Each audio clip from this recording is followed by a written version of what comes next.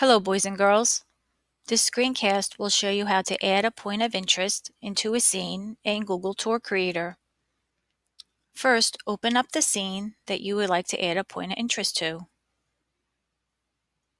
On the right side, you will have more information about your scene. Click on Add Points of Interest, and a blue icon will appear on your 360-degree image. You can move this icon anywhere you want throughout the scene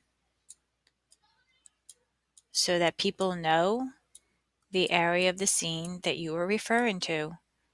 For this example, I'm going to leave the blue icon here on the pond. I can give it a title.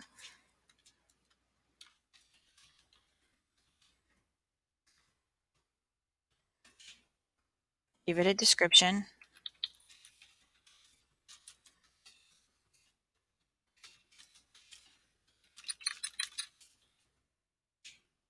And include an image for that overlay.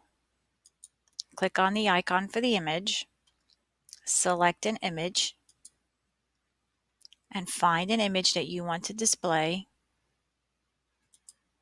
Click Open, and a preview of that image will be displayed. Click Add to add it to your scene. At this point, the image is added, and you can resize the image and move it around to where you would like the image to show up.